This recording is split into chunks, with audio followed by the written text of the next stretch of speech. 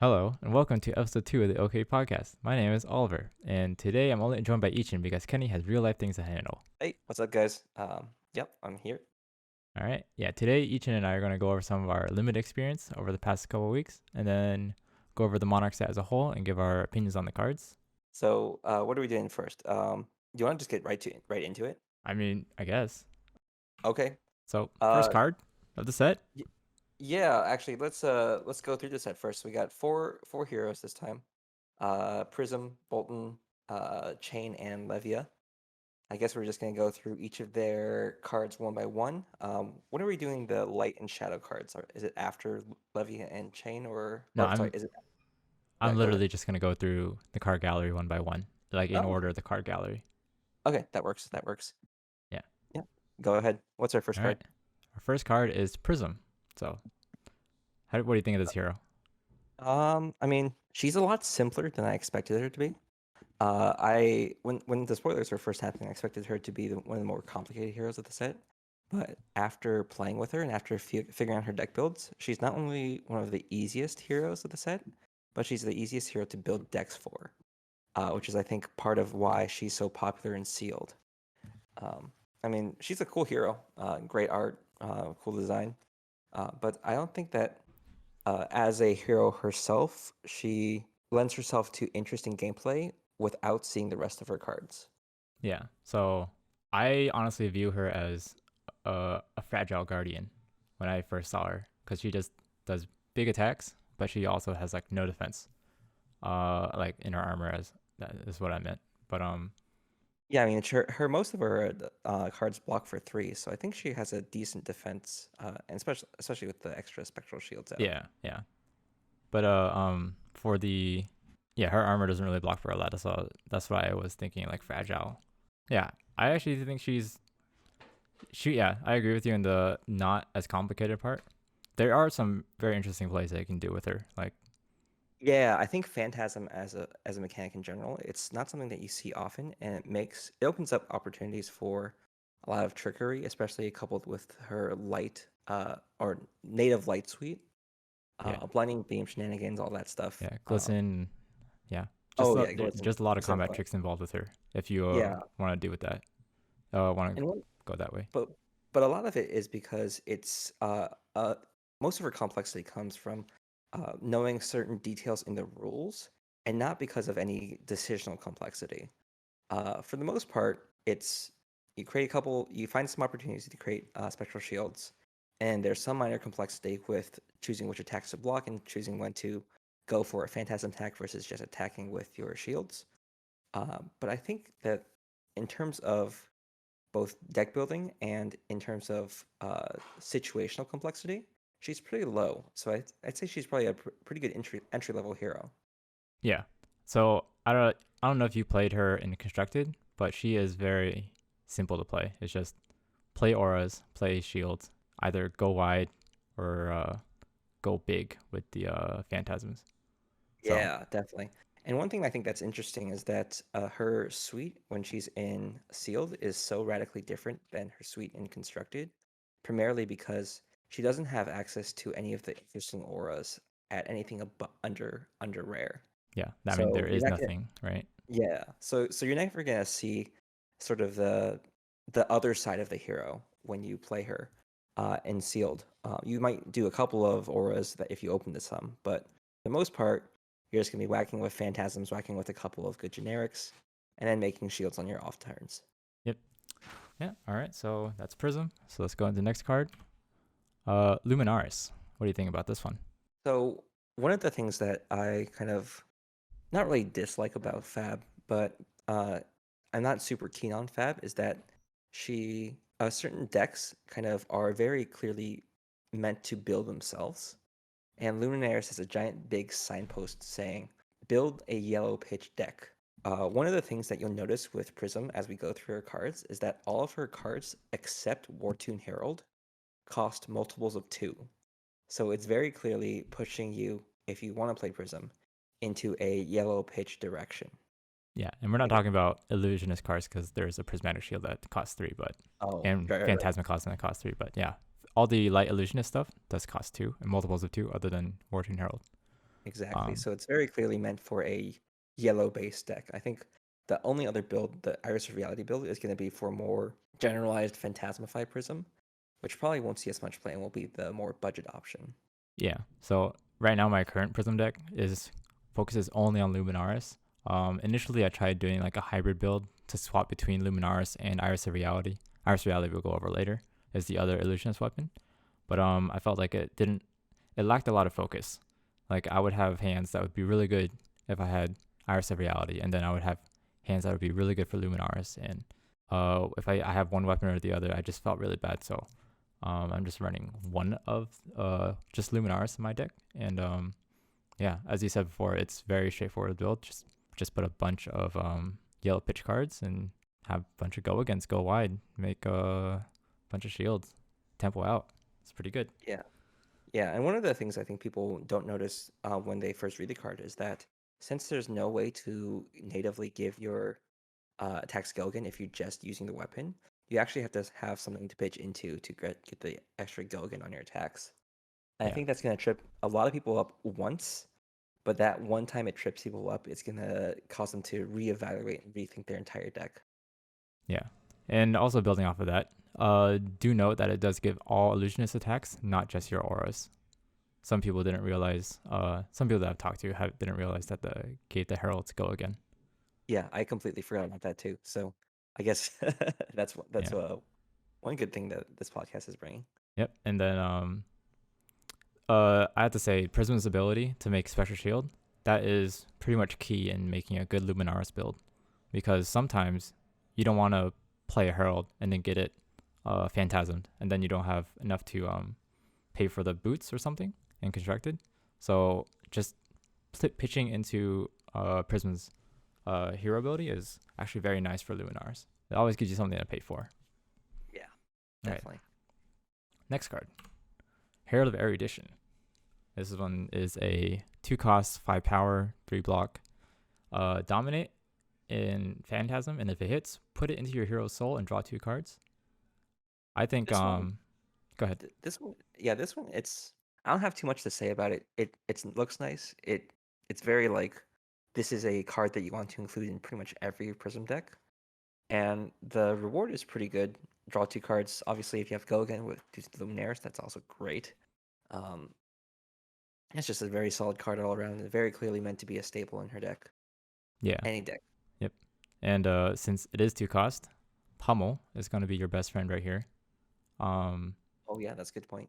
Yeah, I run Pummel in all my in my yellow Pummel in my Prism deck. So Almost costs 2, right? yep. Wow, And perfect. yeah, it's almost like it was meant to be.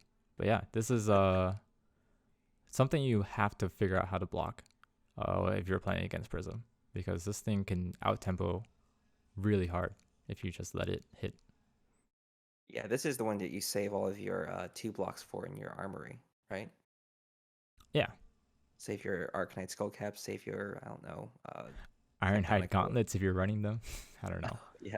Yeah, so when I'm playing Prism, I try to save my Dreamweavers just for this card, because if it hits, if it connects with a Pummel, that's just like magical Christmas land right there. Yeah, exactly. It's already like a 3 card advantage right there, not counting any cards that you use to block it. So hmm draw two And cards, and the opponent discard a card. Great, great yeah, stuff. and if you're running Vestige of Soul, this synergizes a lot with it, because the cards that you draw, you can probably pay for it if you have that extra pitch. But we'll go over that later. Yeah, Vestiges of Soul is the light equipment, in case Yeah, anyone didn't know. All right. Anything else about yeah. this one?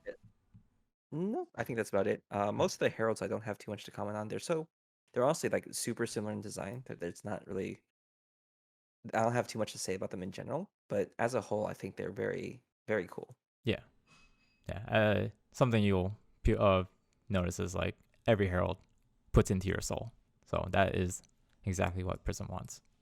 All right. Next card is Arclight Sentinel. This is a 6-cost light illusionist instant aura. It has a Prism specialization, and if it is on the battlefield, when an opponent announces an attack, they must choose Arclight Sentinel, and it has Spectra. So the attack will not resolve, and then the combat chain closes.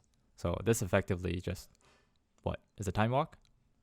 Kind of. One thing I've noticed people doing is that when you're playing against Prism, spending a card to set up, like say you're doing a Steel Blade Supremacy, you got to really watch out for if you play Steel Blade Supremacy and then Prism drops a Arclight Sentinel, you've essentially wasted your turn and that card. Yeah, Um, so she's super vulnerable, or so she's super good against, especially this card is super good against characters that need extra cards to set up. So Viserai, uh, Dorothy, possibly even Ira as well, because she'll usually lead off with her Kodachi. Kodachi. Yeah, yep. Um, Bravo also has stuff too. If he tries to dominate something, then you just True. If he tries to boom. dominate, or if he tries to just I don't know, make one of those seismic surge tokens too. Yeah, that's true. Yeah, so uh, do note that no one gets priority during the beginning of the turn. So when Tunic ticks, no one gets priority there. But stuff like Soul Shackle that starts at the beginning of your action phase, that is something you can respond to. So Yeah. against Chane, that'd be really good. Yeah, and otherwise you can't really do it after an opponent has declared an attack. I've seen people kind of mess that up where they assume they can do it in response to the opponent's attack to redirect their attack. That's not how it works. It's more of any future attacks that they make have to target it. Yep, yep. So uh, when I would play this card, I would probably play in a blue heavy Prism deck actually. Even though it does pitch for uh 2 and it has like a multiple of 2. Pitching 3 cards for this is way too much for me. And Yeah. Basically a time walk for everybody at that point. yeah. So I would probably recommend running this card in a blue heavy Prism deck rather than the Luminaris yellow heavy build. Yeah, we'll see where this card goes. I don't I have. feel like this card, if it's in a yellow heavy build, it functions more like Feigned Death than a time walk. Um, where it's only going to be situationally relevant. Mhm. Whereas in a blue heavy deck, you can actually use it to its full potential. Yeah, like the best scenario I can think of is just playing this at the beginning of Chane's turn, so he takes all that blood debt, but then he has like a full grip while you have nothing, and then you just Yeah. have to draw. I'm not sold on this card. I am not putting it in my constructed decks for now.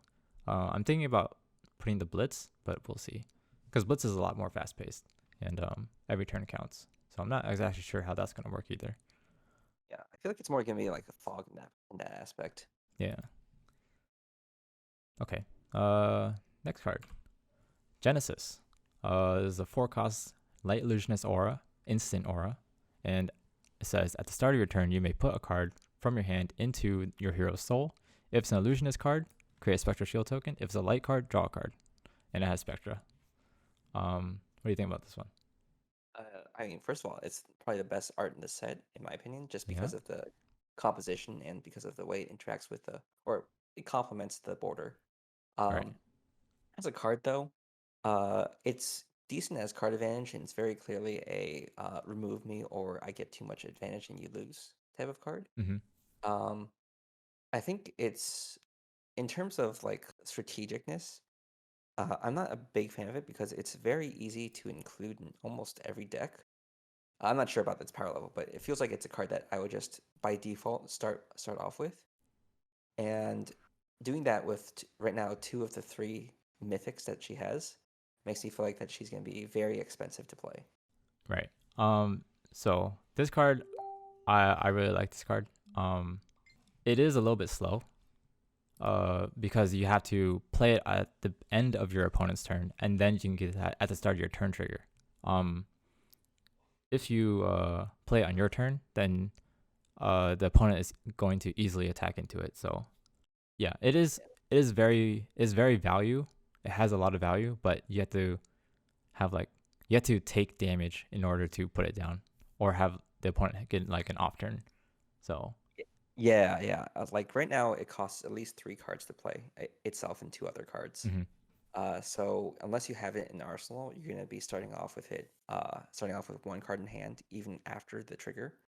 So it's not the best thing to do because you're gonna be essentially hoping that you draw either a blue for your Iris, or you're hoping that you draw some sort of cheap attack that you can just play for free.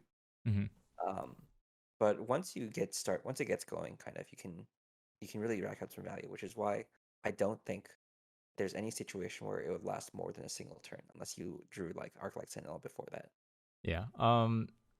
I have played this against Bravo, and they have had trouble knocking it out, mostly because they want to keep going face and keep the pressure on. So, I see. yeah, there are times when it does last more than one turn, but the constant value that I get out of it, making a special shield, and then drawing a card to replace it, that's really good. The problem is, some of the light cards that you do run, like Blinding Beam, Glisten, they don't actually make a special shield, so you just have to keep note of that. And then Phantasm Cosm, you don't get a draw card, but you do make a shield. So that composition is very important for this one. Do you want to go into Herald of Judgment, or are we going to go through all the heralds at once? Herald of Judgment's next, yeah. Okay, so this one's the specialization, so I guess it's supposed to be sort of special. I noticed that all the other specializations are kind of anti the other talent. So like Levia specializations are anti the light. Prism specialization is anti shadow. Though I can't imagine another situation where I'd use it. This one feels like one of the weaker ones just because it's just a 2 attack that hits for 6. And there's nothing really notable about it other than the fact that, it's a 2 attack that hits for 6. Yeah, it's a anti-chain card. Levy doesn't play from Vanderstone most of the time. Maybe like that one tree card. I forgot what. Yeah, deep rooted evil, I think. Yeah. And then sometimes they might play Ghostly Visit Unlimited, but yeah, this card I sideboard out a lot because it's just 2 for 6. I'd rather draw into more value oriented. Obviously, I keep this in for Chane, but yeah, and I suppose in other decks that don't have lots of 6 power attacks, you can probably keep this in as just another beat stick. But maybe you have yeah. a lot of options that are basically equivalent to it. Yeah. Herald of Protection, Herald of Triumph, that Oh yeah. basically have additional effects. So unless you're really hurting for that, I don't know, like the 57th playable, I don't think it's super necessary. Yep. And it's easily cuttable. Yeah. Yeah, I sideboard this out a lot. Mm-hmm. All right, let's go to the next card. Next card is Herald of Triumph. This is one of the first heralds with 3 colors. I'm only showing the red one for now, and it starts at 7 attack, and then the blue one has 5 attack. This one reads, attack action cards have -1 power while defending Herald of Triumph, and then obviously if it hits, put in your soul and has Phantasm. The one thing I know is Phantasm has to be a non-illusionist attack. There are a lot of times when people didn't realize that in our sealed games. Yeah, people trying to defend illusionist cards with illusionist cards, and there's a specific clause that says non-illusionist. Yep. Which makes kind of sense flavorfully, but it also helps with a mirror match where you actually have to have specific tech for the mirror match instead of just hoping that you draw better, which I think is an interesting way to approach the mirror match. Yeah.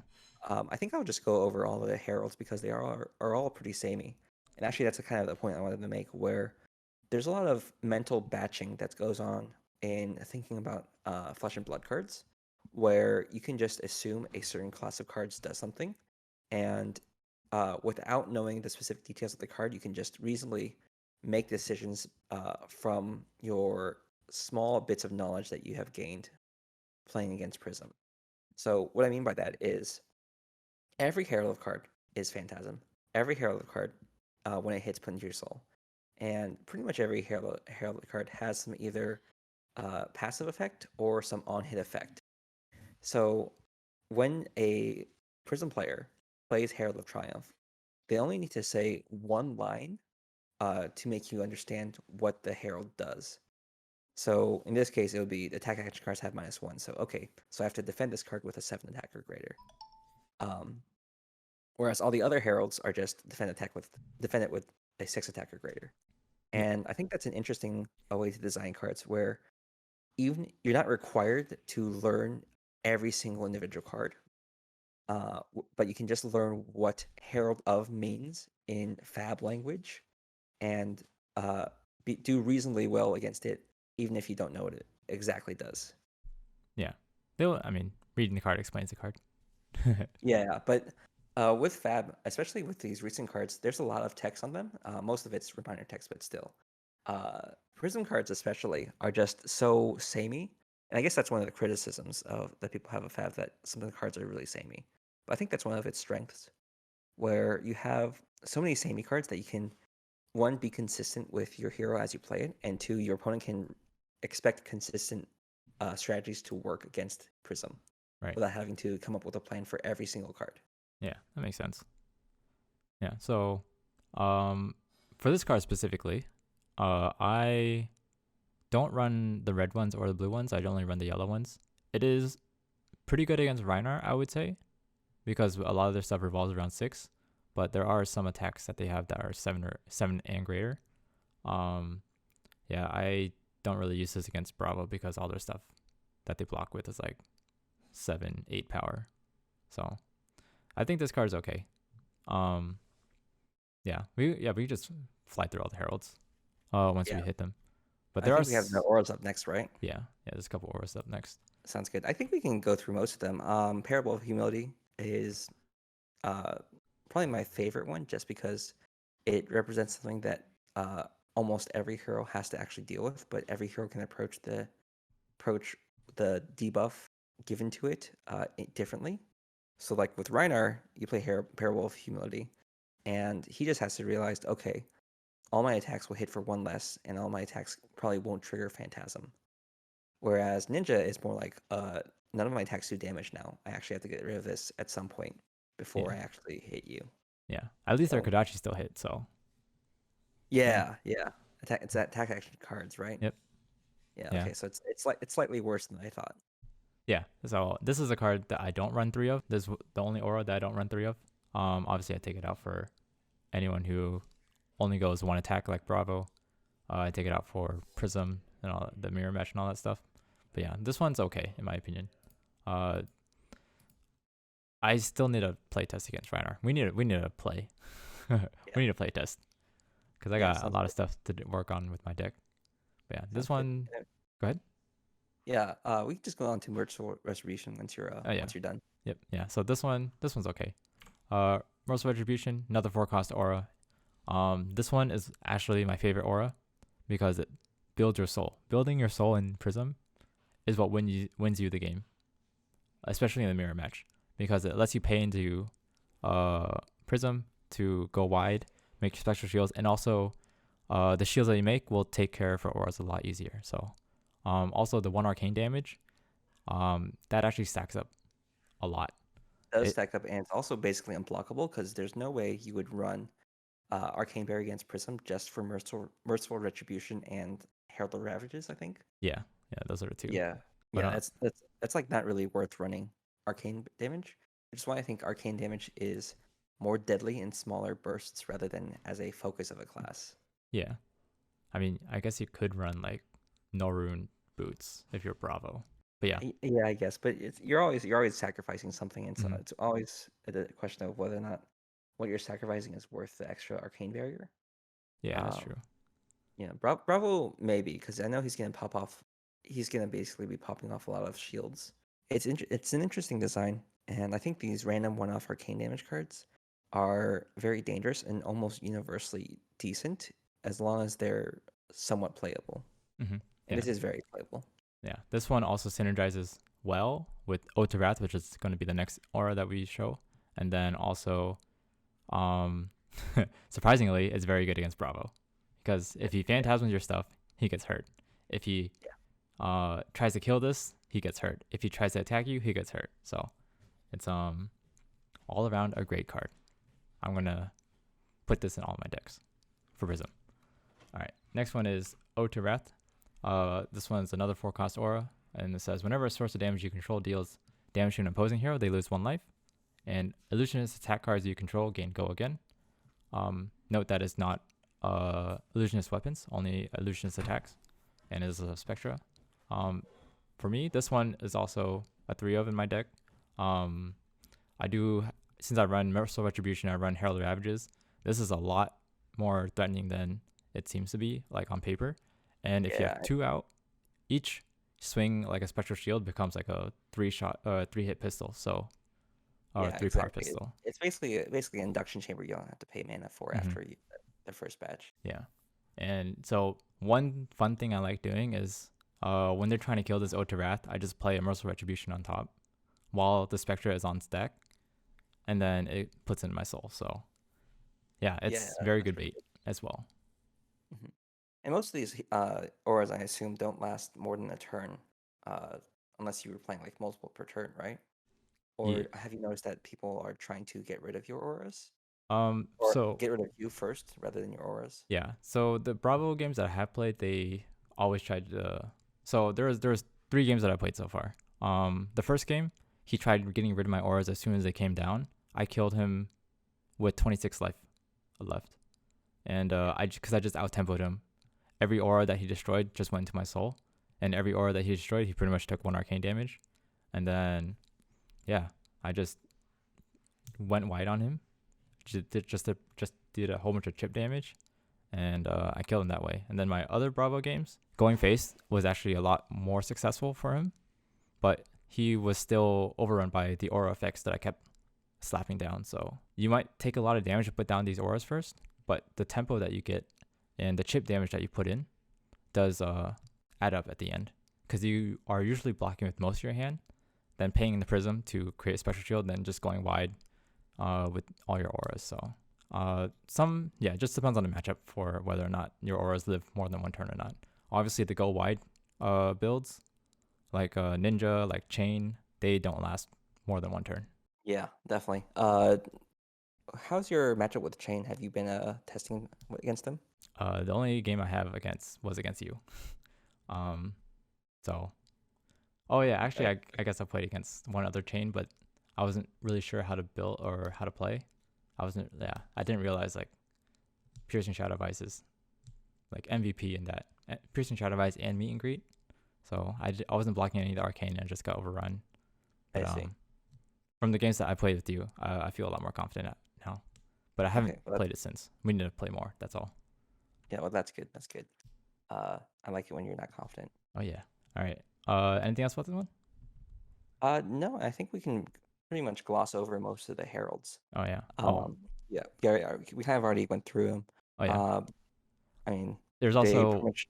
sorry, one more thing to know about this card. Mhm. Whenever a source of damage you control deals damage to an opposing hero, it double dips for physical damage and arcane damage. So that's why Merciful Retribution is very good, and that's why Herald of Ravages I run blue and reds, or blue reds and no, just blue and reds. Yeah, Herald of Ravages, and then yeah, Merciful Retribution. So just double dipping on the arcane damage is very nice. Yeah, definitely. Okay, going on to the next one. Sure. Yeah, Herald of let's Protection. Herald Protection, Herald of Ravages, Herald of Rebirth, Herald of Tenacity, and Wartune Herald. Interestingly enough, the only one that doesn't share the Herald of naming scheme is Wartune Herald, which is the most vanilla, and the only one that costs 1 in this common suite. And I'll note this on other heroes as well, but usually when you have a hero's common suite, so to speak, in Welcome to Wraith and Arcane Rising, you usually had a couple of non-attack actions to go along with it that usually did something other than attack, like filtering cards or building up power. But for none of the Monarch cards, other than Viserai for obvious, or not Viserai, Chane for obvious reasons, have that 1 common card that's kind of not an attack. All their common cards are attacks. I thought that was a pretty interesting design choice where they have the non-attack actions in Shadow and Light base and reserve all the individual attacks to kind of flesh out their attack suite. Interesting. Sure. Yeah. I don't really. Other than that, there's not much I can really say. I mean, they all play off each other well. They're all nice bread and butter attacks for Prism. I mean, I think they're fine design. They're not particularly interesting because it's just one design and then copy pasted throughout everything else with occasional like Yeah, just on-hit one effects. effect. Yeah, on hit effect's different. I think my favorite one of all these heralds, all the common heralds at least, is Herald of Protection. Because if it does hit, you get to swing 1 more time if you're running Luminaris, because your Yeah, Herald of Protection has to go again. So yeah, that's yeah. nice. I think it's interesting to note that the on-hit effect for Hail of Protection is basically you spending 2 mana for free and getting a Spectral Shield, whereas something like Herald of Ravages is an effect that's probably not worth 2 mana. And most of these effects aren't really worth 2 mana, other than Hail of Protection. I think that's why it's probably the most popular one. Yeah, That's the only one I run 6 or 9 of. I run all the colors for that one. And Herald Ravages I run red and blue. Herald Tenacity I only run yellows. Sometimes Dominate isn't really what you want. But yeah. And also, to note, all these heralds cost 2, except for the World Toon Herald, so they all synergize with Pummel. So Yeah. pretty good. All right. Yeah, let's go keep going. So we are going to go into the Light Warrior class now. We have Sir Boltyn, Breaker of Dawn. He reads, if you've charged this turn, attacks you control have +1 power while defended by an attack action card. And he has an attack reaction that says, banish a card from Sir Boltyn's soul. A target action with power greater than its base power gains go again. What do you think about this guy? Coming off of Runeblade, especially Viserai, I've struggled to adapt properly because with Viserai, usually when you're playing OTK Viserai, your turns where you're building up to your win condition are turns where you only have 1 or 2 cards in hand. Whereas with Boltyn, if you want to quote unquote build up, you have to have at least 2 cards in hand, one for playing, one for charging your soul. So kind of making that change where we have to take some extra damage to build up your soul. Otherwise, you're just in a holding pattern and just keeping this. You're not improving your situation for next turn. That's proven really difficult to adapt. Yeah. The other thing is that, at least until people get more experience with him, playing him is going to lead to so many mistakes because people are going to forget both of the clauses on his abilities at some point in the game. Mm-hmm. And I feel like people are going to easily make some incorrect decisions based off of, oh, I thought I charged this turn, but I actually didn't. Or, oh, wait, this attack didn't actually get some bonus. Right, yeah. Yeah. Building off of you, he is very card hungry from what we've played together. And the turns that he does actually pop off are actually pretty devastating if you have all the right cards. But getting everything to line up is probably one thing you have to learn for Boltyn. Yeah. And a lot of the things is that the cards he has that charges soul, half of them cost additional resources to play, which means that not only do you need 2 cards, you need a 3rd card just for resources or some other source of resources. Mm-hmm. Making the turns where you can just defend with 2 cards and charge your soul, few and far between for my liking. So I'm not a super big fan of him yet. You're probably just saying that because you don't want to run Tunic. That's also true. Yeah, Tunic's pretty. Tunic feels kind of mandatory on him because he needs that 1 extra resource for so many abilities. Yeah. Take Flight is probably. Nah, we'll get over that. We'll go over that later. All right, let's continue. I do like how many builds he has available to him, though, just because of how radically different he is from Warrior. So he can kind of pick and choose which aspects of Warrior he wants to do, whether he wants to do the charge build or wants to do a weapon attack build. Yeah. Personally, I think the hybrid is probably the best. Just have cheap charge cards to charge over your soul, and then you go big on your axes with Spill Blood. But or you can play Centauri Saber, and then you can play Courage of Bladehold and all that stuff. Yeah, definitely. Yeah. Courage of Bladehold is a nice card. Yep. All right. What do you think about Raiden Duskbane? This says once per turn action, 0 cost attack, and it has a base power of 0. And its static ability says, if you charge this turn, Raiden gets +3 power. And it's a 2-handed sword. I really like reading 0 attack. It feels nice. And I like how simple this card is.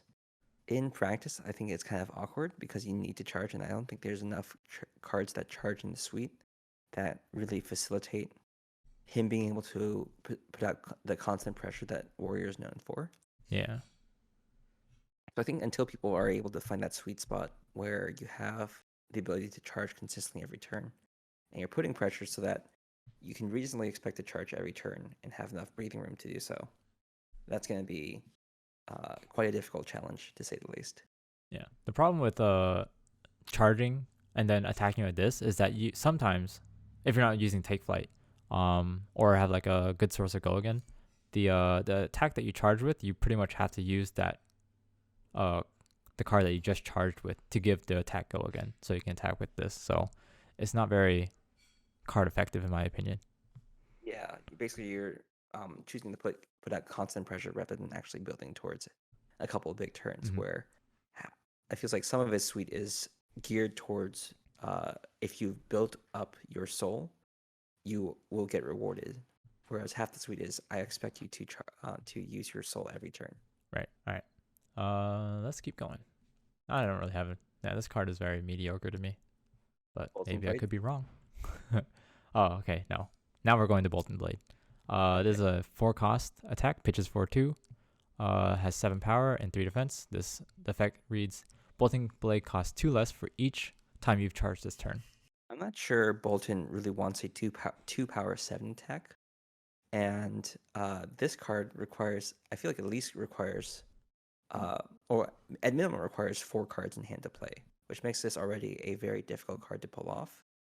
It does block for 3 and it does pitch for 2, so it's not the worst. I feel like more often than not, you're just going to be using this to block. Yeah.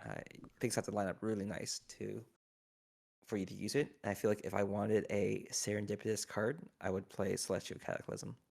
Or it's going to be a later card, but Valiant Thrust, red Valiant Thrust pretty much does the same thing for 1. Yeah, so, true. Yeah, I don't really. I mean, I guess the one thing about this is that it pops Phantasm.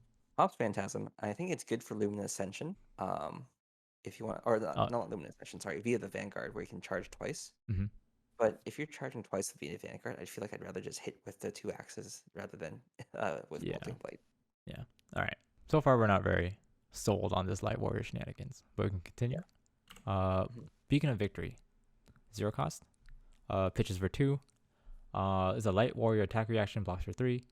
As an additional cost to play Beacon of Victory, banish X cards from your hero's soul. X cannot be 0. Target attack gains plus X power. If you charge this turn, search your deck for an action card with cost X or less. Reveal it, put it into your hand, and then shuffle your deck. So this at minimum requires 2 cards in soul to actually be useful. 1 card to pay into Beacon of Victory, and then 1 card to actually play for a follow-up. I guess you can put it in Arsenal too, but it's not as fun. I've seen people say that it's a great card. Personally, I haven't seen Boltyn in action too much, so I can't say for sure. But my first thought about this is extremely clunky, and I'm not a super big fan of it. Yeah, I think it's fine. Even with it should be okay with 1 soul, because you can pitch, or you can go tutor for Lumina Ascension. You can tutor for via the Vanguard. You can pretty much tutor for any of his attacks, honestly, except for Bolting Blade. Yeah, I think it's just fine. At least it does activate Boltyn's ability, or like his restriction to for his attack reaction. So that's just one good thing about it. The one downside about Boltyn, from what we've seen, is he has trouble continuing the pressure if they don't block, because his built-in reprise trigger for blocking with the attack reaction, he kind of needs that to happen. Otherwise, you're going to have to be running a lot of pumps in order to use your soul to get that go again. Yeah, and usually Warrior has a lot of cards that just give their attacks go again. But with Boltyn, if you want to play to his strengths, which is not needing extra cards that say go again, you're also opening yourself up to being easily played around. Mm-hmm. Yeah. So, Beacon of Victory is a little bit better than what I think Beacon of Victory is a little bit better than what you said. But yeah, we still haven't seen enough Boltyn to actually give our judgment. Yeah. Okay. Next one. Lumina Ascension. This one is a Boltyn specialization at Mythic. 2 pitch, 0 cost. Light Warrior action, blocks for 3. Until end of turn, your weapons you control gain +1, and if this hits, reveal the top card of your deck. If it's a light card, put it into your hero's soul and gain 1 life. Otherwise, put it on the bottom of your deck. If you charge this turn, you may attack an additional time with each weapon you control, and it has go again. I'm pretty sure this is the only card in the set that gains you life, which is notable in the fact that it's the only card in the set that gains you life, where you'd expect there to be some sort of life gain in other sets, and other heroes or other sets. Mm-hmm. But yeah, that's about it. So from what me and Kenny have played, this card is actually pretty strong. If you're running the Axis, because giving that inherent power will let you just give all your Axis go again. So what he has done is play like a take flight, and then close the combat chain, play that Lumina Ascension. He has he pitched a blue so he can pay for all his stuff, and then he just like tries to threaten damage out of the Lumina Ascension, and if it hits, gets extra cards. And then I don't know, it's okay, but the ceiling, what it can be, is very good. Honestly, I don't know where I was going with that Lumina Ascension explanation. Did you realize that's the only card that gained life? I just No, realized it. I did not. Somebody asked yesterday, um, how many cards in the set gained life, and everybody was like, I don't think any cards gain life, which is really interesting because you'd think light versus shadow, good versus evil. There would be some sort of life gain to offset, I don't know, some sort of evil drain life ability. Mm-hmm. Um, but there isn't, which is I think it's good because it shows that uh LSS is aware of how powerful straight life gain is. Um, Mostly psychological, but also because of it just a lot gives you more breathing room. Mm-hmm. Yeah. So I think they're trying to cut it down. Yeah. Funnily enough, WTR has some pretty good cards for being the first set.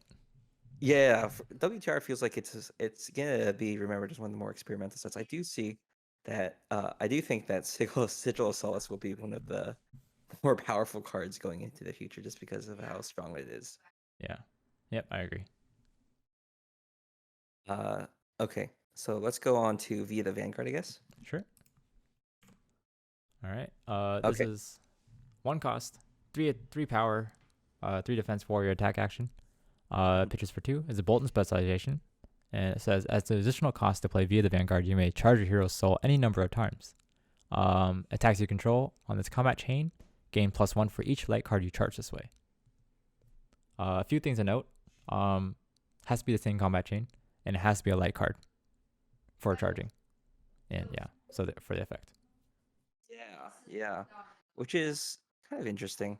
One thing I want to mention with Via the Vanguard is that for a rare specialization, it doesn't actually. It's different from all the other cards in that it doesn't actually counter the other talent. Right. Like you mentioned, Prism was anti Chane, and you Mm-hmm. expect Boltyn to be anti Shadow in general. Like I don't know, they can't banish stuff or whatever, but it's just a straight good card, Yeah. and it feels like it's super out of place. But I'm not complaining. It's probably one of the better cards, even with just a little bit of setup. It functions very well off of 2 resources and 3 cards, and yeah, it's hard to say that it's bad. Mm-hmm. Yeah. Pulling this in limited must feel really good. I personally find this pretty good for Boltyn. It does have a lot more synergy than people will realize, like, straight up. Like, giving that +1 obviously turns on Boltyn's effects, but combining this with some other cards like Exude Confidence or stuff that usually doesn't gain go again but has like really strong effects, like Command and Conquer. Um, Yeah, definitely. yeah. Yeah, lets you pump it up just for fun. Mm-hmm. Get that 7 power, dude. 7 power, and also possible go again if you have extra cards in Soul. Yeah. Yeah, So, this is one where you charge the last few cards you need in your Soul to pull off your great turn, and then you just go to town. mm-hmm. Yeah. So, this one's For, actually go ahead. yeah, for a card that depicts a Vanguard like opening strike, it's honestly one of the better finishers. Yeah. All right. So let's get going. Getting into Battlefield Blitz. This is an attack action, Light Warrior attack action, and it says if you charge this turn, Battlefield Blitz against go again, and there are 3 versions of this. So, Yeah, I think we can actually talk about Valiant Thrust with this too, because they're both if you've charged this turn rather than mm-hmm. charge your attacks. Uh, and this is interesting because one, all of his rare cards trigger off of charging, but don't actually charge, other than via the Vanguard, of course. So they're more like complements to a specific build rather than adding to his kind of bread and butter suite. Yeah, they Um, don't seem core, is what you're trying to say, right? Exactly. Whereas, as we saw with Prism, we have Herald of Triumph, which feels pretty core, or it feels like an extension of her common suite, and we have the auras, which feel like the other half of her kind of ability Playstyle. suite. Yeah, playstyle and everything. And this is more like this is more like just a complement to it, or like a addition to it, where you can get bigger turns with this, but it doesn't actually do much by itself, and otherwise it's just a somewhat efficient attack. Yeah. I mean, yeah, 1 for 5 is nice. 200 tempo. That's pretty much what it is. Pounding gale. Good. Yeah, Valiant Thrust is slightly worse, where it's just a 1 for 4. Mm-hmm. But of course, Valiant Thrust giving itself the power bonus also opens itself to giving itself go again with Boltyn. So Yeah. Yeah. it might overall see more play than Battlefield Blitz. Who knows? I don't know. Yeah, we still need to. I might need to ask Kenny to play some more Boltyn once he's free. But Yeah, definitely. Boltyn seems like he's a lot more. I thought he was the most boring hero, but I do see the depth of his strategy and kind of his gameplay now that I do have played him a bit. yeah, Only limited, but even right. still. Yeah, in our common decks. All right. Yeah, our popper decks. That was fun. Going into the next card, Bolt of Courage.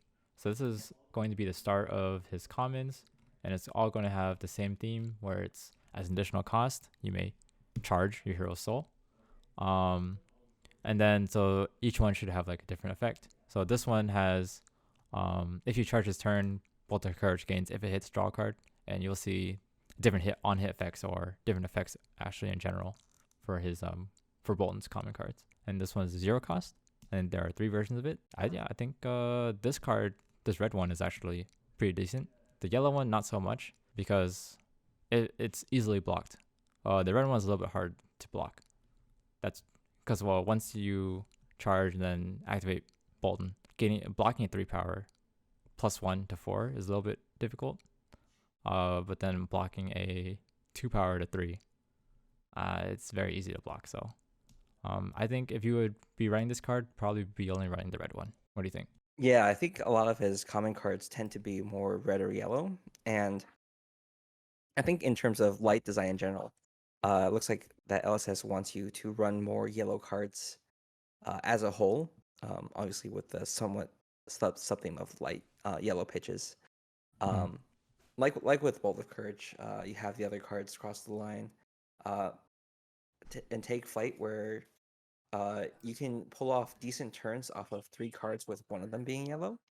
And I think Bolt of Courage, take flight, Express Lightning, and maybe even Engulfing Light too are going to be kind of great staples in Boltyn. I do like how all of his commons charge his soul, other than Courageous Steel Hand, obviously. Right. That's kind of the odd one out. But all of his common attacks charge his soul. So uh, as a kind of baseline Boltyn with only commons, you can still function very well and play very similarly to a top of the line Boltyn, because you're still doing the same thing, charging your soul. It's just that your payoffs aren't quite as rounded out as a fully decked out Boltyn. Mm-hmm. Makes sense. Yeah, except that you kind of do need the rares.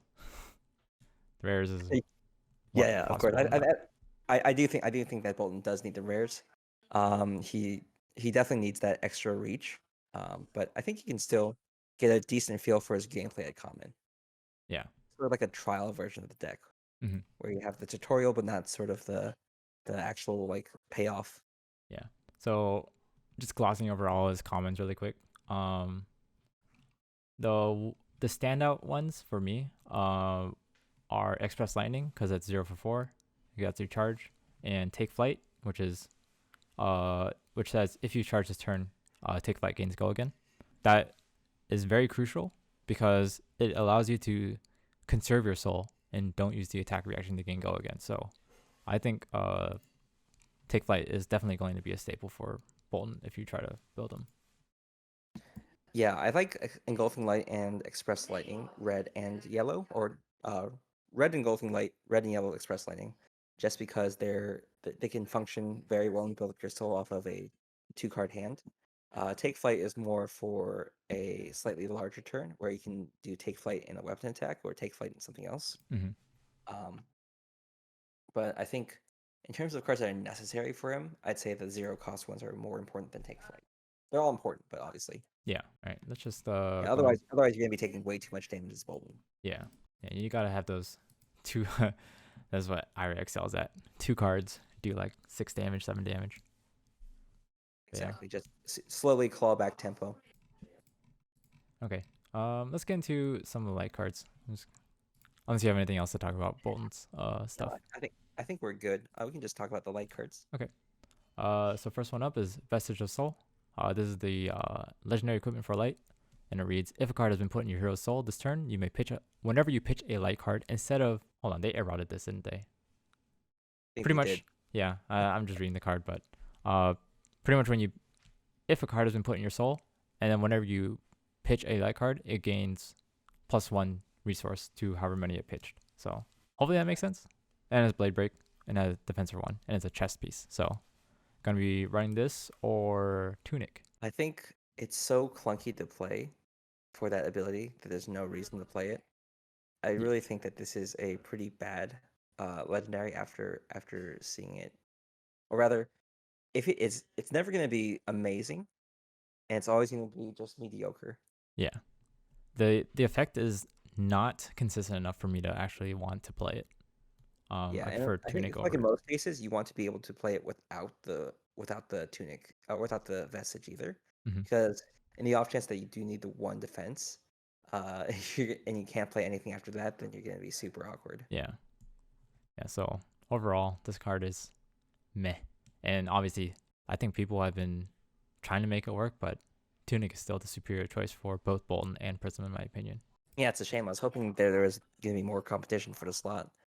And I guess this is a good attempt where it doesn't feel necessary, but the downside is that Tunic does feel necessary. So it's not really a reasonable competition. You need to have multiple necessary feeling cards for the slot at this point. Yeah. All right. Nothing else for this one, in my opinion. Unless you got anything. It's very, I don't want to say disappointing for legendary, because this is actually what I prefer for legendary. It's just awkward. Yeah, and Maybe it's not. I just need some time playing it, especially with Boltyn.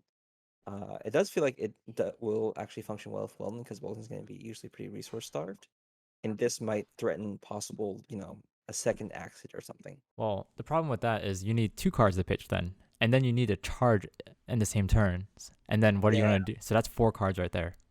Yeah, So exactly. yeah, Life card. yeah. And then for Prism, the only ones that you can guarantee are Soul Shield and the Halo of Illumination, which is what we're gonna go over next.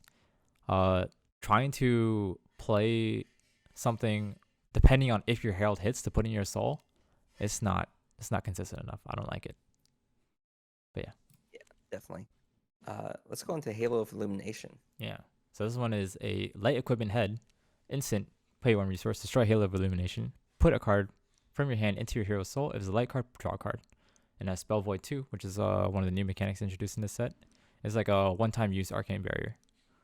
Yeah, I like Spell Void as a concept, but in practice, Arcane Barrier is almost always going to be more useful than it. Especially in Classic Constructed, where you have longer games. I can't imagine too many situations in Constructed where I'd need Spell Void 2 over Arcane Barrier 1. But the activated ability is good enough that I would be fine running this either way, because it's just a good way to get stuff in Soul. Yeah. Yeah, so for me personally, I am running this in Prism over Arcanite Skullcap for now, because I want to see how much I can get away with. The 2 defense +1 on Arcanite Skullcap is nice, but having a way to fill your soul if like you can't draw your Merciful Retributions or you can't get a Herald to connect, having a source of or a way to put something into your soul is very nice, and it's dependable. So yeah, definitely the reliability is what sells it. Yeah, it's very good common. Yeah, great. Okay, Celestial Cataclysm. Yeah. 0 cost, 7 power, 3 defense, pitches for 2. As an additional cost to play Celestial Cataclysm, banish 3 cards from your hero's soul, and it has go again. I do like kind of not really the parallelisms, but the similarities it has to Enlightened Strike, both in art and in design.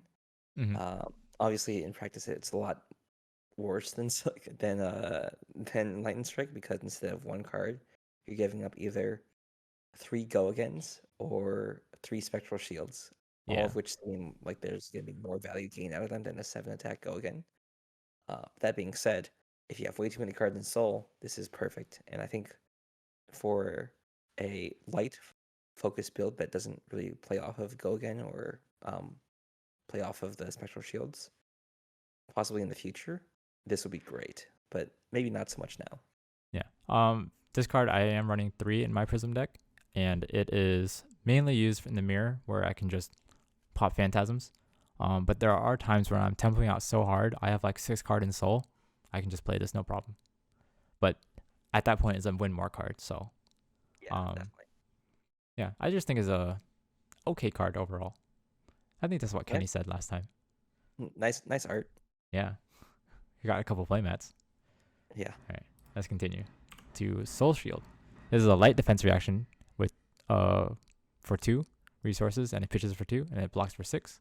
And it says when put Soul Shield into your hero's soul when the combat chain closes. So this is actually a very good card in my opinion. It's a very good staple for both Prism and Boltyn. If you want to include it into your decks, It it's being like yellow is great because you can obviously play it off of yellow, and it competes for the off contested springboard somersault slot, mhm. where you want a defense reaction that's yellow. So Well, yeah. I'm running both, so Oh it's yeah. nice. Mhm. Yeah, I personally think this card is probably one of my favorites out of all the light cards. It's very dependable. It works so well, and it synergizes with both heroes. So Yeah. It just feels fair. It mhm. doesn't feel like you're getting too much value. It's just good. Yeah, strictly better yellow unmovable. Nah, yellow unmovable can block for 7 from Arsenal. But Yeah. yeah, this one's nice. All right, let's continue. Um, Soul Food.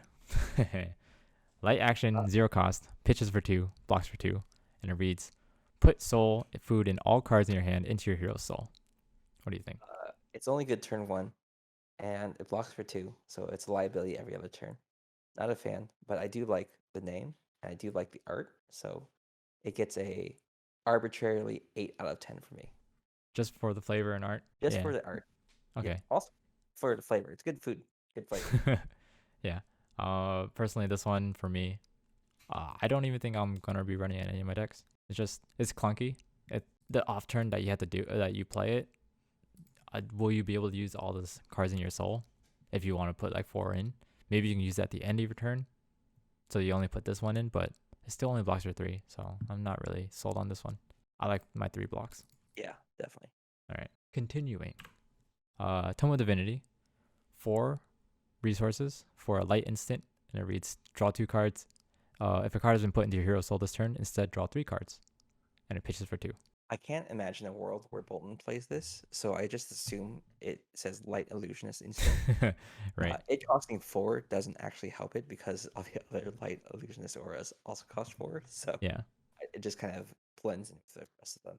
Yeah. So It feels difficult to use, and more often than not, it's only card parity at best because you're spending 4 resources to play it. mhm. Yeah. So it's like it's not the worst, but you could really be doing something better with your resources. Yeah. And if you didn't build your deck correctly, say you have too many reds, you can't even play it with Yeah, 2 cards. yeah, Um, absolutely. there is like one build I'm trying to make work. It's Vestiges of Soul with a lot of blue pitch stuff. Because if you are somehow able to get something into your soul, you could just pitch 1 card to play this Tome of Divinity, which is like Oh yeah, that that's great. is like magical Christmas Land though. I haven't gotten it to work Yeah. in my So I tests. imagine you need one thing to put in your soul, like maybe like a invigorating light or something. Uh, some source of go again to use the 3 cards that you draw, maybe, Mm-hmm.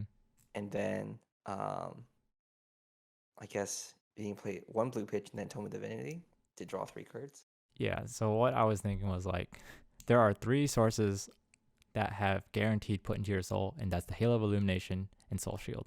So if you play Soul Shield for 2, you have another blue in your hand, because this is like the optimal play where you have 4 cards in hand, right? On your opponent's turn. and then you pitch 3, then you can play that Tome of Divinity after the combat chain closes, and then you pretty much draw back up. So, um, Oh yeah. but So like, this is an Iris of Reality build, isn't it? sort of. I mean, there's a lot of yellow pitch in this deck, so I'm like testing out between if I want to build Luminaris or Iris of Reality. It's just I'm just Makes trying to sense. make this work first, and it's not working. So yeah, there's a lot more work that needs to be done with this card before anyone figures it out.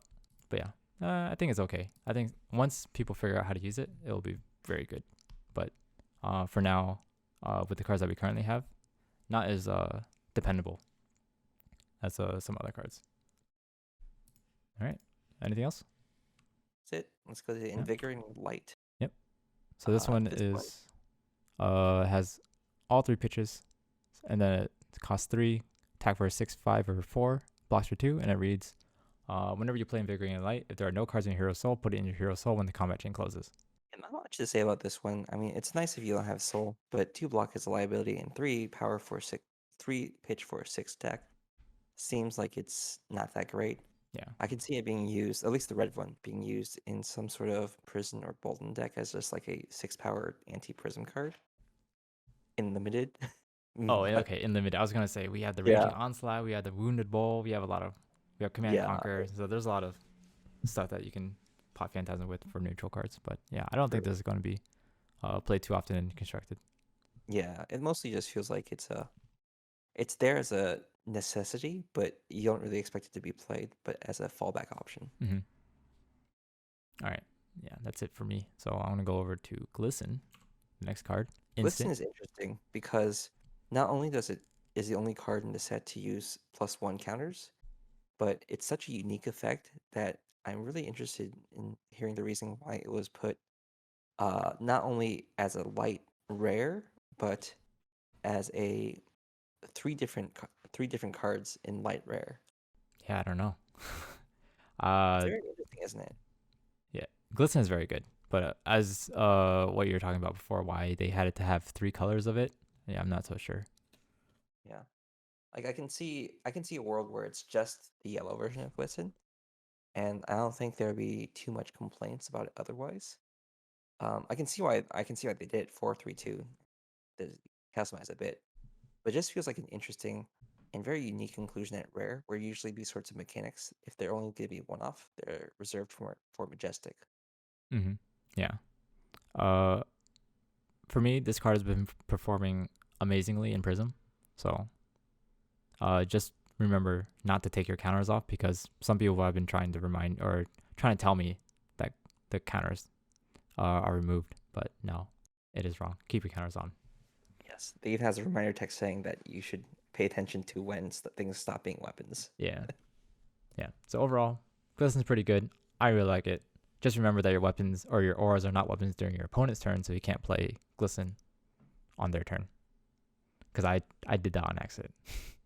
All right, let's continue. Unless you got anything else. Nope, let's go to Illuminate, and I actually want to cover Illuminate and 2 cards down. There's going to be Rising Solar Tide as well. I think they're similar enough that they can be talked about in the same breath. Mm-hmm. Um, these are the cards that I don't know. They feel like extensions of Prism and Boltyn's suite, and I understand why they exist.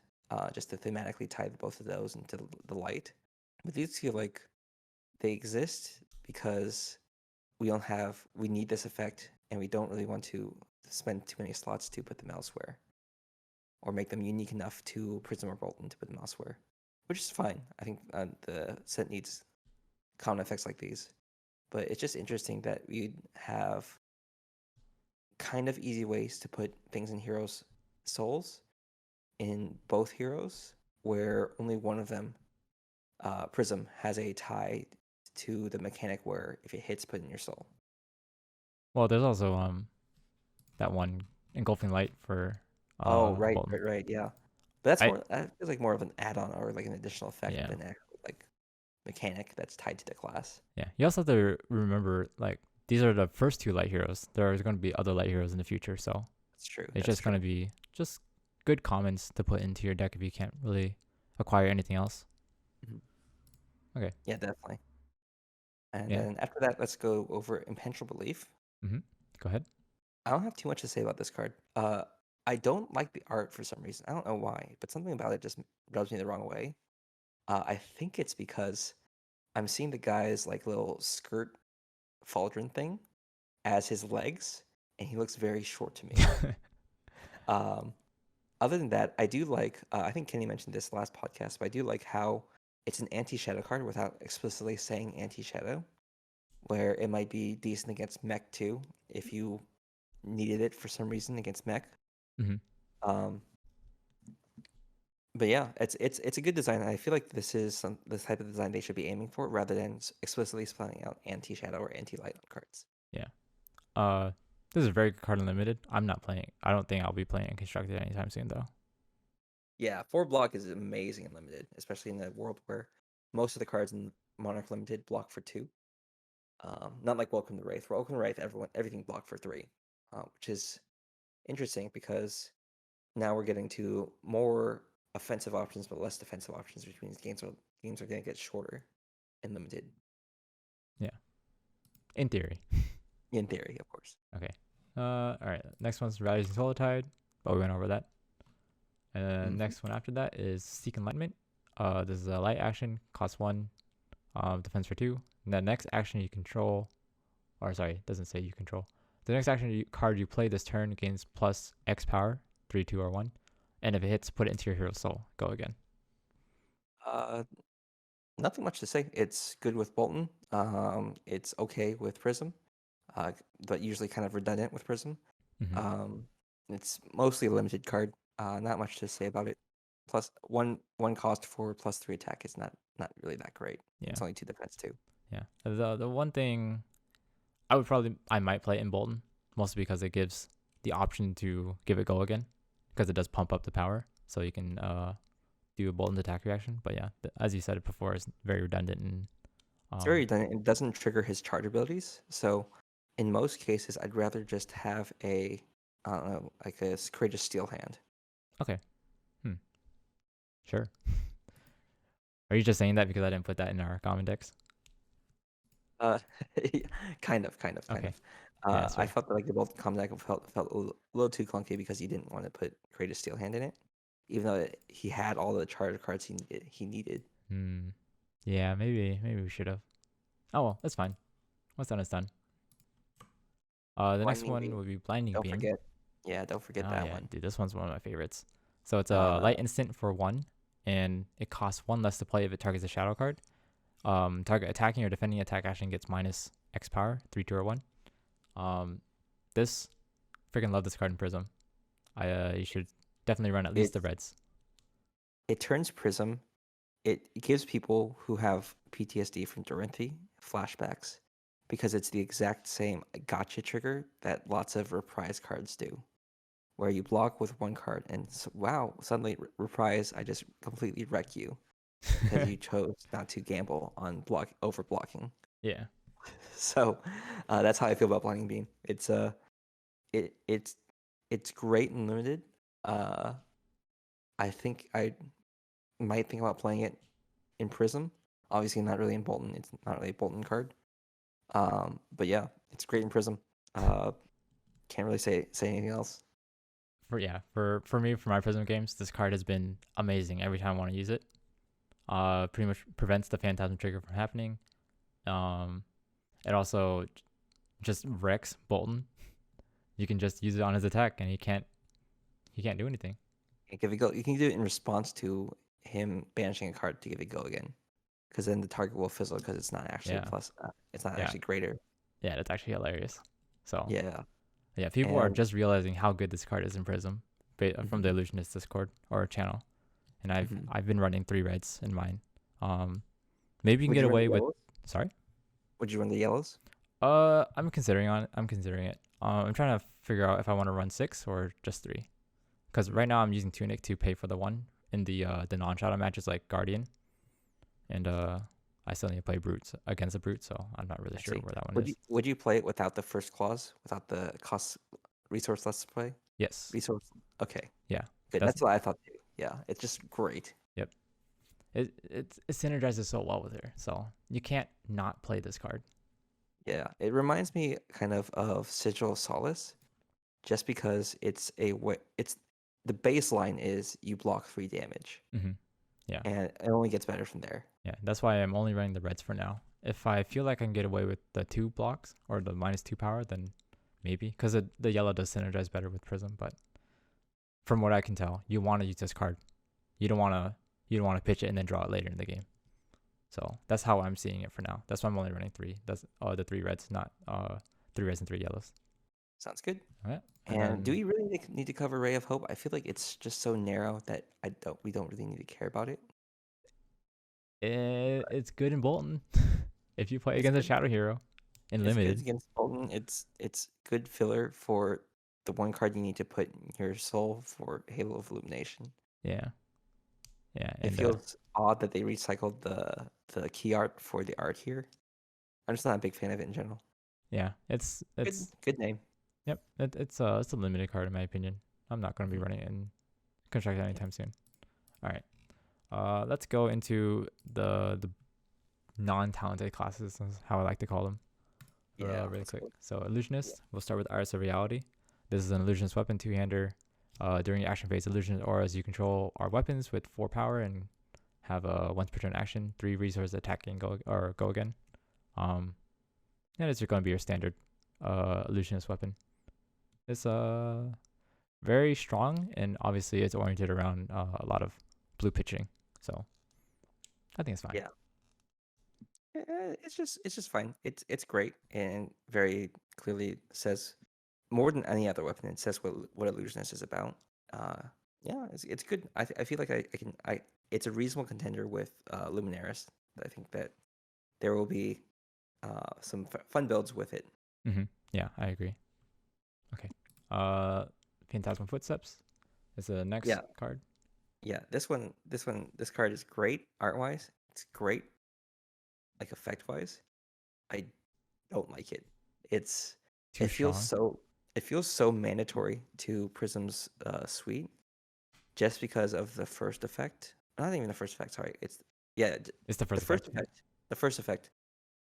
It's just so. It feels so necessary to Prism's suite that I wish this was included on her common equipment rather than Dreamweaver's actual effect. Yeah. Obviously, it won't be, but yeah, it does feel super important. This thing is freaking insane and absolutely a staple for Prism going forward, or for now at least. Yeah, it's ridiculous how in demand this is because of how popular Prism is. Yeah. One thing to note for this card, it says you may pay 1 when you defend with it, and it becomes 1 defense until end of turn. So against Chane, whenever he does like a he closes the combat chain to play a non-attack action, then you can block with it again pretty much, and it won't break because it doesn't have Blade Break or Battle Worn and all that stuff. So yeah, so it's super good against him. It's super good against anybody who kind of alternates between attacks. Even Dorenthi usually has some trouble. It can be an extra 1 block for 2 block basically. Well, yeah, it depends on if they pump up. Yeah. It greater than 6, but yeah. Mm-hmm. Yeah. Overall, amazing card, amazing art. I wonder how the rainbow foil is. Yeah. Hopefully it looks pretty good. Even the gold foil looks great, but Yeah. The rainbow foil I assume will look great too with all the different colors, lilac and purple and indigo effects. Oh yeah, dude. All right. Continuing, Dreamweavers. Let's go to Dreamweavers. They're pretty bread and butter common equipment. 2 thing that gives your class attacks, makes your class attacks better, and then marginal defensive ability that might come up, but not really. Yeah. Honestly, I would save this for Herald of Erudition, or just like a turn where you have to play a Herald in order to go again. So, I've seen people use it with Phantasmaclasm and Phantasmify. It's pretty good. Yeah, that too. Yeah, when you want to set up a big Phantasmify turn as well. There has like for my test for my gameplay, I have had 1 big turn with Dreamweavers and Phantasmify and Herald of Erudition, but like that was already winning at that point, so it was okay. So here's the question: would you take it out if you're against either say Chane or Katsu, or another deck that doesn't run 6 power attacks? I would And keep if it. so, what do you swap it for? I would keep it in for Ninja because Ninja does run Command Conquer sometimes. And if Prism's gonna be like bigger in the meta, then everyone's gonna be subbing in at least a few 6 power attacks like Nourishing Emptiness or um CNC and all that other stuff. Against Chane, I will not. There is one card that I'm afraid of is Soul Reaping. That's his legendary specialization. Yeah, if they block with it, that's fine with you Yeah. too. Yep. That's yeah. But for now, I am using the boots, and then I'm putting oh yeah, so I am taking out this out for Chane, and then using no rune gloves. So keeping it for the Katsu, taking it out for Chane. Okay, let's go to Phantasmaclasm. All right. Um, 3 power, 9 attack, 3 defense, and it says look at the defending hero's hand, choose a card, put it on the bottom of their deck, and draw, and then they draw a card, and it has Phantasm. Yeah, it's straight up good. Whether or not it fits in their deck, that's up in the air, but it's just straight up good. Yeah. Like, there's nothing else to say about it. It's just V-Click, and if you've ever played Magic, you know how good V-Click is. If you have played Magic, it's good enough. Just play with the card, and then you'll see why it's great. It disrupts your opponent's hand and makes them cry because you've reduced their game plan that they meticulously set up last turn for nothing. Yeah. And also it gives you information about what's in their hand. And starting with Yeah, that's Monarch, also important. starting with Monarch, this is actually the first set that you can actually see the opponent's hand. So very good overall. All right. Going on to Prismatic Shield. 3 cost Illusionist instant, create X special shield tokens, 3/2/1 at rare. I think this card is just okay. I initially had it in my Illusionist deck, in my Prism deck, but it's so expensive with all the yellow pitch. It doesn't seem worth it in my opinion. Like you can't get like Magical Crystal Sand where you pitch 2 at the very beginning of the turn, play a red spectral or prismatic shield, go in with 3 shields, and then try and glisten and tempo out from there. But it's so expensive when you draw it in the middle of the game, and then you're just like, I can't do anything with this.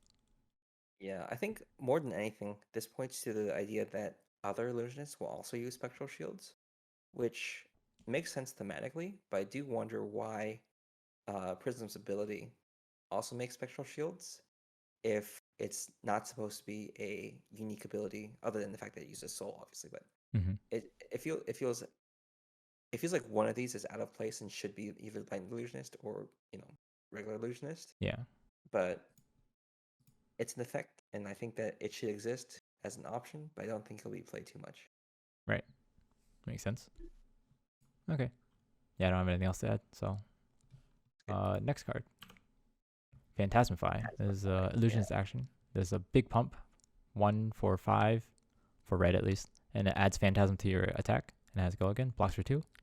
One thing to note is that it does make the attack action an Illusionist. So, it does give if you're playing Luminaris, it does give it go again, which is funny.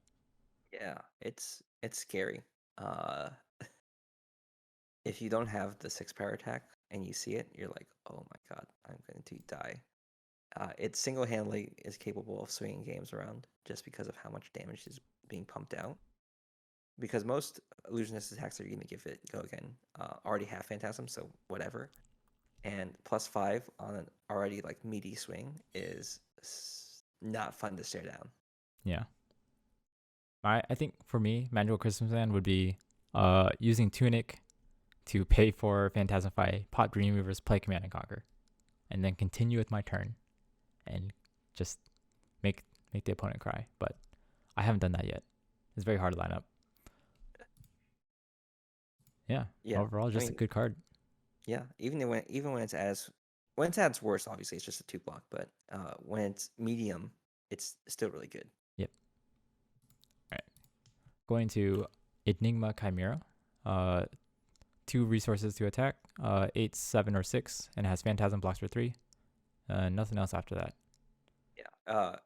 Okay. This is a card. That's about it. Yeah. Yeah, it's just a typical common design where you have one mechanic and then the regular slightly above rate or below rate attack. Yeah, it's nice. It's yeah. In my opinion, it's okay. It doesn't really. It doesn't add. It doesn't like progress Prism's game plan, which is trying to build your soul. So um Just an extra meaty swing that yeah. blocks for 3. In limited, it's Uh, great. But for the constructed, like the pre-con blitz has it. I'm probably going to recommend taking it out once we get around to making that guide. yeah, of course. Yeah. It has a cool name. Yeah. I like the name. Speaking of cool names, let's go to Spirits of Surreality. Okay, go ahead. Yeah, that's about it. Go again. Yeah. One thing to note Uh, in the release notes, this was Phantasmal Spear for like the longest time, and then they changed it very recently. oh, means it had a worse name for a while. Yeah. But yeah, it's fine bait in limited if you have time skippers. You pay into time skippers, you play Spirits of Reality. If they try to Phantasm it, you still have that extra action point. But if Yeah, they let it go, then you have 2 action points. So true. But also, you're not going to use that second action point because you're already paying 4 mana for Spirits of Surreality plus Time Skippers. unless you have 2 War Twin Heralds or something, I don't know. You never know. I guess if you have one in Yeah, Arsenal. it's Yeah. limited. Just limited stuff. But yeah, overall, I think this is a fine attack. 1 for 5 go again.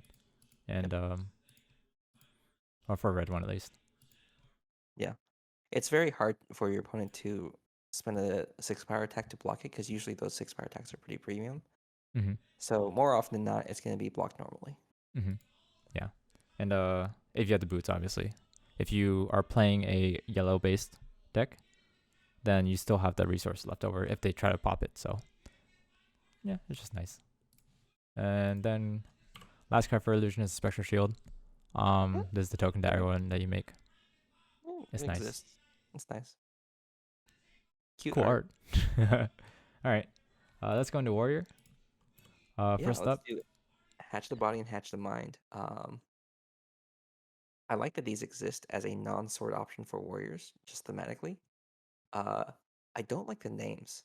I know they're supposed to be, body and mind, it's a pair, but nothing about them really sells that idea. They just seem like regular hatchets that just go one after another.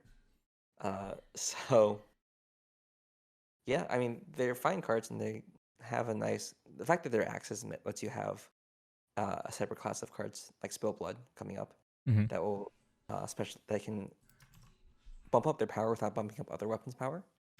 Um, but as cards, they're just kind of boring. Yeah. One thing to know is that you can't raise reflex this. Yeah. So if you want to go build a axe build, you're probably gonna have to go like regular pumps like Warriors of Valor or something. This synergizes very well with Lumina Ascension because the effect lasts until end of turn. So if you attack with Hatchet Body and a Hatchet of Mind and then a Hatchet Body again, it does get pretty big. So that's still like the very top end of how good it can be. So might not happen. All right. Hatchet of Mind. Valiant Dynamo. Yeah. One thing to note is that coming off of Phantasmal Footsteps, Valiant Dynamo seems a lot more tame. Have you played against it yet? I know it's good, but in terms of like effects, it just has unlimited blocking, whereas Phantasmal Footsteps has unlimited blocking and an additional effect. I guess. Yeah, which leaves a much weirder impression than when it was first announced because we were coming off of these are cool equipments, but not something that we'd run over to other stuff. Mm-hmm. And suddenly Valiant Dynamo, wow, this is amazing. This is gonna be competition for Refraction Bolters. People were saying it's really great. People have toned down about that now because Refraction Bolters is still great, but I think it's interesting. It's an interesting card. Oh, so I still stand by everything I said the previous episode. I still think it's very good. Yeah. I think people just need to keep building around it somehow. But yeah. I would like to use it for Kasai if we ever get a copy. Oh yeah, of course. yeah, of course. Kasai and Boltyn are both great options. Mm-hmm. All right. Yeah, if you want to listen to that, I think just go to episode 1 and then just find me ranting about Valiant Dynamo somewhere. I don't really remember the timestamp. Okay, next one. Gallantry Gold, Warrior Equipment Arms. What do you think? One thing I feel like it's interesting. I mean, Gallantry Gold is just kind of okay. It's a pumps up thing, weapon attacks for Warrior. That's great. Is that Warrior has now 2 arm slots, 2 leg slots, 1 chest slot, and 0 head slots. I was expecting to have an additional head slot for them. Obviously, that was taken up by the structure of the set. Mm-hmm. But I find it kind of interesting that we have a Warrior we have all these Warrior cards, but no helm yet. Yeah, yeah. I think this is a very good budget option for Brave Force Bracers. At common, it does exactly the same thing until end of turn, but one time. But only and it also has like 1 defense. But so yeah, it's just like a It also worse. doesn't have the stupid clause that makes you not want to use Brave Forge Bracers to affect all that often. Right. Yeah. Um, obviously these weapons are these equipment are more geared towards multi-attack, multi-weapon warriors. So like Kasai and Boltyn with axes. Doranthi, it's okay, but you have to be playing the 3-strike Doranthi rather than normal Dawnblade Doranthi to actually get too much use out of it. Yeah. I guess if you did want to run it in Dorinthia, you always have Twinning Blade. Mhm. So It's okay. yeah, and like if you can't get the Brave Forge Bravers, obviously you can just run this card just fine, no problem. Okay. Let's go into the next card. Spill Blood. Yeah, axes only, which makes this actually a pretty limited mythic, which is pretty cool. Very good. Uh, pretty much the main reason why you'd run axe anyway. Yeah, it's good. It's basically Iron Song response or Iron Song determination on steroids. Yeah. And if you can somehow get it with Illumina Ascension, yeah, I think you're pretty much golden after that. That's a lot of damage. But like you need to pitch, then Lumina Ascension, Spill Blood. Oh, sorry. You need to pitch, charge. That's 2 cards. Lumina Ascension, Spill Blood. So that's gonna be like a 5-card attack. So could be good. Yeah, it's very Christmas landy, but Yeah. even by itself, it's still great. Yeah, I agree. Yeah. I'm not really big on Warrior, so I'm letting you read all like give your opinion on everything. Sounds good. Sounds good. Okay. I guess we'll go on to Duskpath Pilgrimage. Yep. And it says Uh, your next weapon attack gains +3 power this turn, 3, 2, or 1, and then if this hits, you may attack an additional time with this weapon this turn. Go again. yeah, so it's basically Twinning Blade on a hit stick. Mm-hmm. One thing to note is that all these warrior attacks, all these warrior abilities cost 1, which make them a lot more daunting of a proposition to use in Dorinthi and Kesai than previous ones that costed 0. I think that's because they're trying to push the yellow attack or yellow card warrior a little bit more than the resource starved warrior that it usually is. I don't think this is strong enough by itself to kind of create that trend, but I can see that this is going to be a good staple in 3-strike Dorinthi and probably nothing else. I don't feel like I really want to run this with anything else without an extra source of go again. I'm not exactly following what you were saying about the 1 cost is trying to push the yellow pitch. Wouldn't the So 0 cost cards? kind of, but generally with Dorinthi, right, you have a couple of 0 cost or a couple of 1 cost abilities, and then you swing with your sword. And that's kind of a neat package by itself where you're not really wasting resources if you choose not to hit the second time, which leaves your opponent guessing a bit more. And most of the time, and there's going to be a lot of turns where you actually just don't hit a second time with Dawnblade because 1, you didn't hit the first time, or 2, you dumped all your resources into hitting the first time that you don't really need to follow up with a second, or you can't actually follow up with a second attack. I think this is kind of pushing towards that because it doesn't have a native way to give go again, and it's threatening the extra hit, but not in a way that's actually going to cause the opponent to block any differently than they were. Okay. Like if compare this with Nature's Path Pilgrimage, which is what it usually is. Put Uh, it, if it hits, put a card in your arsenal. Yeah, power card. and this one seems a lot less threatening, right? Yeah. I think you So wanted. I think you're talking about Warrior's Valor, which is if it hits, gains go again. yeah, that's the one. That's the one. I either Nature's Path Pilgrimage or Warrior's Valor, I think, are more daunting prospects for the opponent than Dusk Path Pilgrimages. Right. Okay. Hmm. This seems more geared towards the warrior that wants to just load up on attacks, front load on everything, and then maybe if you have the extra time, load up on a second attack. Yeah. Maybe.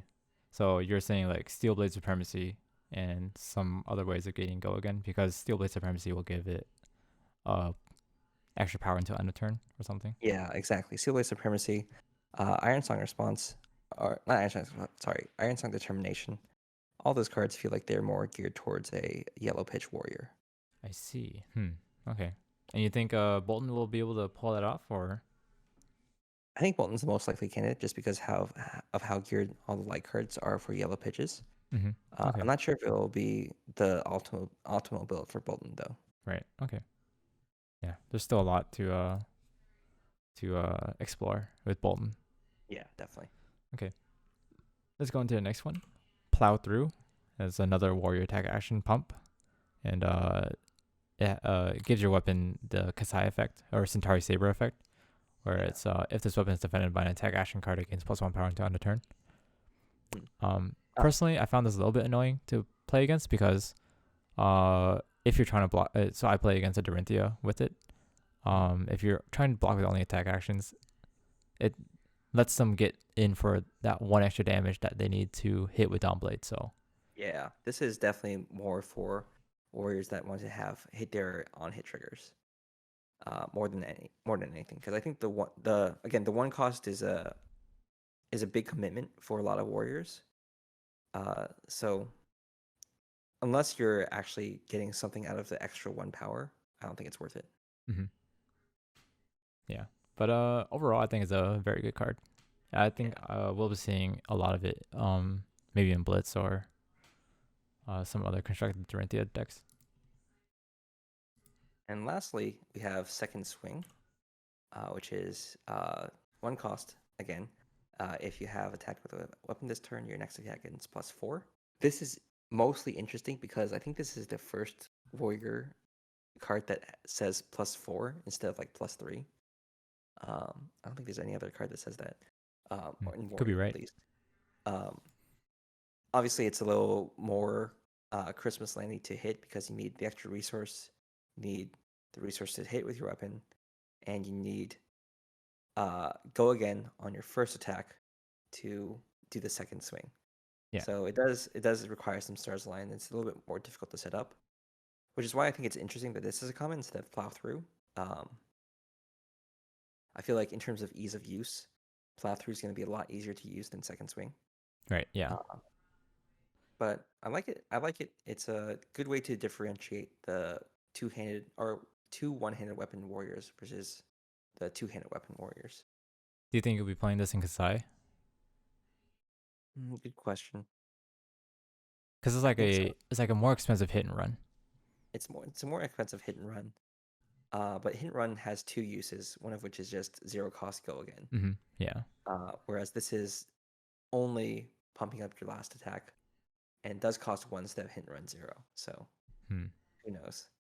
It might replace some of the weaker pump spells, but probably not hit and run.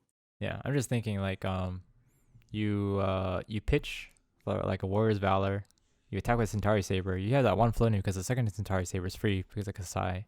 So I guess that this is one thing you can pitch into. Yeah, exactly. So you can function off of a 2-pitch well in Kasai, but before you can actually just function off of pretty much anything. So yeah, I think this card's fine. Yeah, not great in limited though. No, but it's good enough. All right. So we're just gonna stop here. It's getting a little bit too long. Okay, we can just pick this up on the next episode too. Yeah, let's see if Kenny can find some time so we can talk about some of the shadow cards. But that's probably what we're going to go over next. Sounds good. Alrighty, I'll see you guys later. Yep. See ya.